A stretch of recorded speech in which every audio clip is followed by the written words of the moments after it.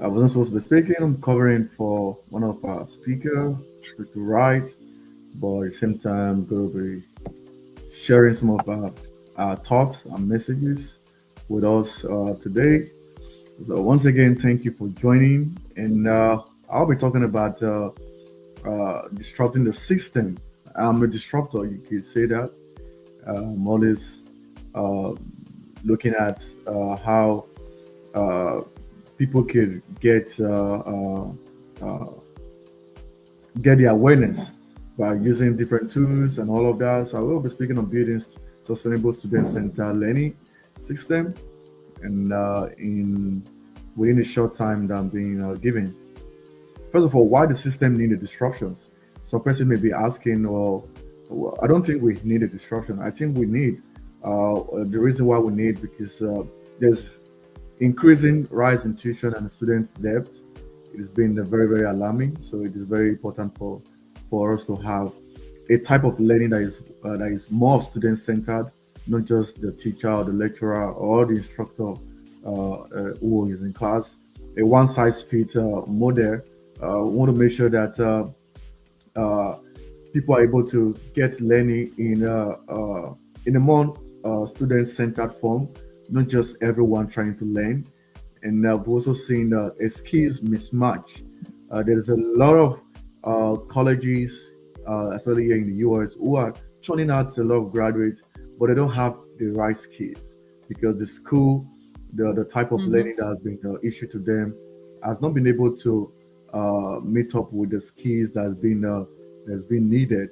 So it becomes a very big problem. So there's skills mismatch and limited access. There's a lot of limitation to the access to education because of some of the prerequisite requirement you need to meet.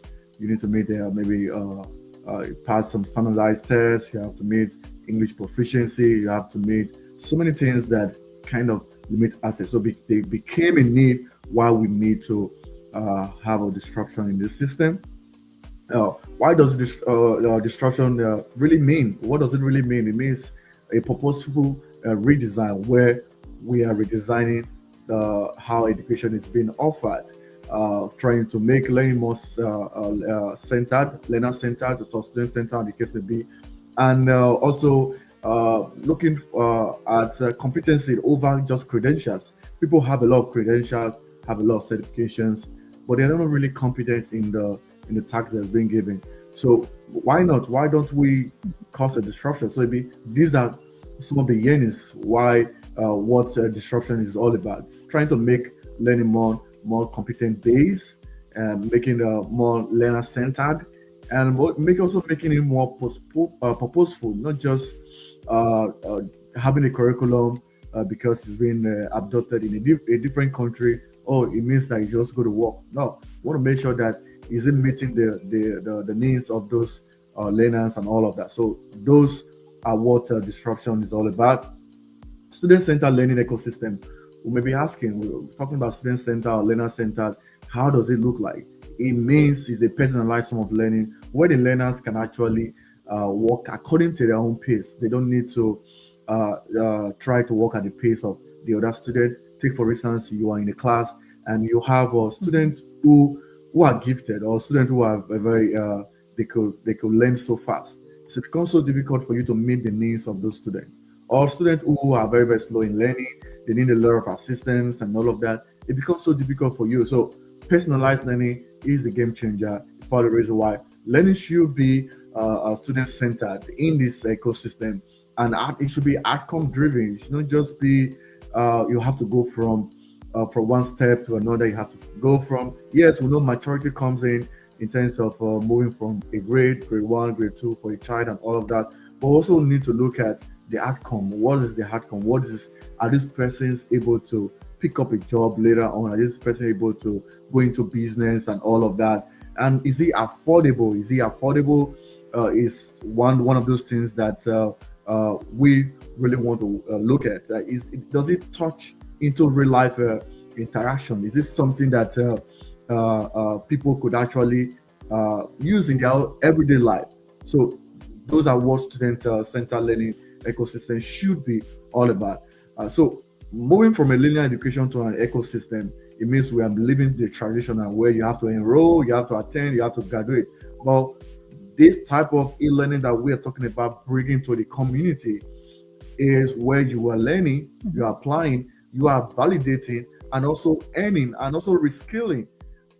I keep on telling a lot of people that care to hear me out. You need to continually upskill yourself by way of getting more skills, because the skills you used 2 years ago may not be operational in these years. So it means that you need to upskill yourself. You need to get more skills. So you have to learn first. You have to apply what you've learned. You have to validate. Wow, the way for you to validate is for you to be in a very pragmatic environment, like where you go on the job. You at that point you're validating what you're doing. You're not just jumping from attending to graduating, but you are already in the workforce. You're already working. You're already validating, and when you validate, you have a great validation by your employer. You're going to earn from it, which you can use to take care of yourself.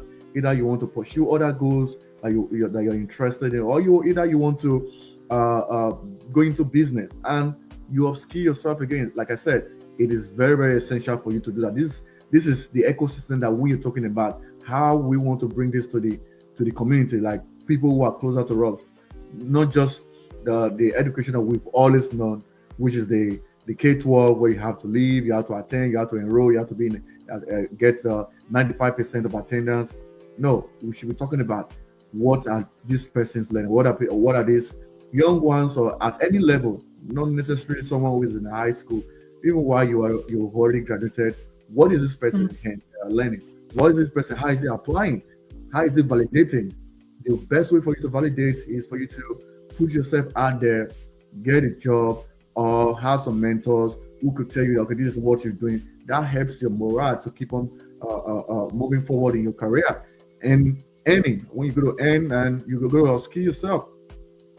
So what are the core pillars of this sustainability that we talked about? Learner agency, like I talked about, we need to be more learners focused. We shouldn't just dwell so much on the teacher or someone who is issuing those instructions. We should care more about the learner. This is the kind of ecosystem that we're talking about. Access should be affordable. That's what we are doing here at ADollarClass. You're making access to various forms of alternative learning to become more affordable, either through mentorship, through counseling, through training and skills development, through conversation, or even through AI, trying to make it more affordable. Relevance, it is very, very important as a core pillars of sustainability. Whatever you're learning, it should be relevant. Someone who's reading history, you can get history from Wikipedia. You could get a lot of information about what has happened in the past. So you want to make sure that you want to learn something that is relevant to the current economic state, not just something that is already obsolete, not something that's being used years back. Because the moment you're doing that, you're wasting a lot of time. You may not be marketable. You may not be someone who could be able to get a job or be being invested in, because what you've learned, the skills you have, is not relevant to the current disposition, especially with the coming of artificial intelligence. If you don't have skills that are related to this area, people are not going to come to you. The people that are going to come to you are going to be less, because people are clamoring for other type of technology that is also advanced. And technology use is one pillars of this sustainable ecosystem that we are talking about today. You need to use technology to you need to embrace technology. You need to must have a good mastery of the technology that's being used in the current disposition. And some of the things that we'll be talking about in terms of the role of technology, not just AI alone, in terms of the learner, is that it gives you a personalized pathway. Like I talked about, it gives you a personalized where you can walk at your own pace. You're not in a hurry. You're not trying to follow the curriculum. You set your own time. You set your own curriculum. You set the time that you want to be there and all of that. This helps you to be able to use technology in a form where you become more realistic. Real-time assessment, where you get your assessment immediately. assessment become more objective rather than just being subjective, where the teacher try to put some level of bias and all of that. You get your assessment based on the performance, based on the input that you've already made. And we also talk about scalability, the role of technology in this ecosystem, make access to become scalable, where you could use technology to expand, you could reach out to people, just like we're having this conversation. Before now, we need to be in a physical environment, but right now we are speaking from different part. We have our previous speaker who was speaking from far away from Dallas. We also have other speakers who were speaking from Georgia, and other speakers who have spoken in California and all of that.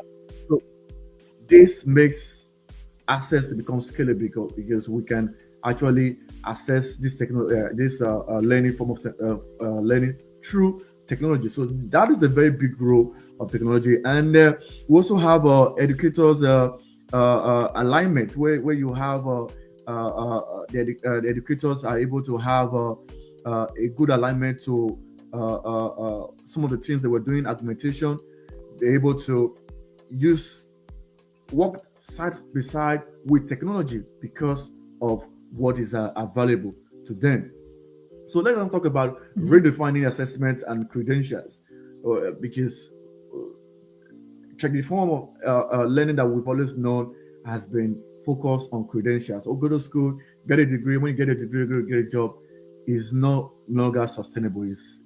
Is far from the truth now. So we need to emphasize on competency-based format assessment, project validation. You need to set up a project and try to give a validation by way of giving what we call like an assessment. And we also have the micro credentials, where you don't just need to wait for a very summative credentials. You could pick up credentials. You could pick up. It can be an online course for 2 hours or 3 hours. You're gathering it. Those are all micro credentials, which at the end of the day, it adds up. You don't have to wait for an ultimate degree who's going to be issued to you by the president or by the vice chancellor or anyone who is the head of the school. You could actually start picking credentials at every point, at every skills that you are interested in. You don't need to wait for an ultimate credential that will be sent to you. So these are ways we could redefine assessment. Educators and designers. So it is very important for these players to work together in creating this ecosystem, because we need to have more of coaches, we need to have more of mentors, we need to have content creators who are going to create this content for people to make use of. And so let's now talk a little bit about the inclusion and global equity. So inclusion and global equity, it is essential for us to have this at our hand, because what I would like to know, if we're talking about an e-learning we are bringing to the community, we need to create an equity where there's no disparity between those who are learning, those who are the type of learners and all of that. At every level, everyone is welcome. For someone who have some level of disability, can be at home and still learn. You don't need to try to also trying to get to class and all of that. It can be with every disability equipment that is available and still able to learn like every other person who doesn't have a disability. So that way, it increases inclusion and global equity for us. So what are some of the alternative learning institutions that we think we could be part of? We have online business schools. If you're someone who wants to be an entrepreneur, you can actually go in there and get online business experience. Micro degree platforms.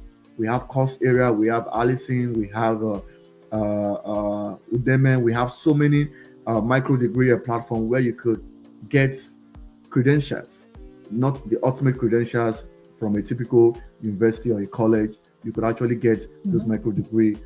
Employers integrated training, like I talked about, the on the job internship and all of that. These are alternative learning institutions where you could actually learn for your own self. So let's not talk about measuring success, how success is being measured differently. Employment and outcome. So employment should be matched with outcome. skills mastery. You want to master the right skills that will help you to, that will give us a leverage. Because one of the things a lot of employers are having difficulty with is that most of the workforce, they don't have the required skill set. There's a mismatch.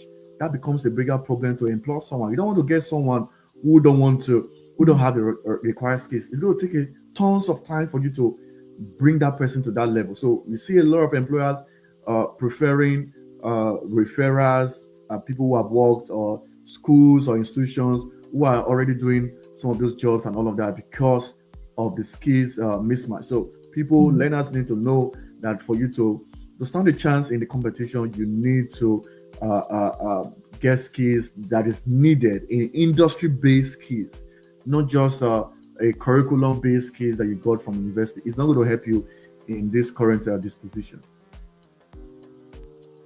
The future of learning. What are the future of learning?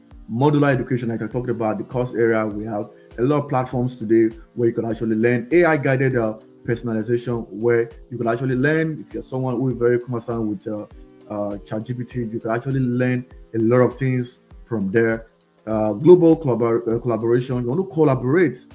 Online is available to everyone now. You don't need to be in a city for you to learn what other persons are learning. You could actually get on LinkedIn, connect with people from different cities, from different countries, and collaborate. Never can tell where this collaboration can take you to. So the time where you're being limited, oh, I don't have people around. You don't need to be in meetup events. You don't need to be in a particular place. Go to platforms that have a huge follower where you could actually learn, because those are some of the best way for you to collaborate. So, call to action. We need to rethink our policies. This going to the government, we need to rethink the policy. We need to do something differently. We can't continue doing what we're doing 10 years ago or 20 years ago. We're still going to get the same result. We are in the age of AI. We need to rethink some of the policies that we have. Yeah, we need to invest in learners first model. With all this while, we've been investing on the teacher first or teacher center or the instructor center. We need to focus more on learner first models. We also need to do a cross-sector partnership, like I talked about, collaboration. People should be encouraged to collaborate. There's nothing wrong for you to collaborate with other people. You don't need to be too used to your community. You need to collaborate with other community, because this helps you to get ahead ahead of others. And we need to design to scale. We don't need to just design in such a way that it's being limited. We need to design something that is scalable, that can reach out to more people and all of that. So that's some of the things that I want to share with you in terms of causing a disruption. So I'll go close with this. Education should empower students to shape the future. It is very important for us to use education or use learning generally to empower the future, not just to use education to make the future to be static. No, we need to make it more dynamic, make it more scalable, where people could actually do something different, open source, not just closed-minded. We need to try to make education to cut across every areas where people could actually learn. You don't need to be limited. We have technology can do that for us. So that's one of the things that we have for today. You can always reach out to me if you want to learn more about some of the things that I believe in. I'm Dr. Osaretin Agbonavbare. I'm a human computer interaction specialist. It's so nice having you today, and I hope you have a great afternoon.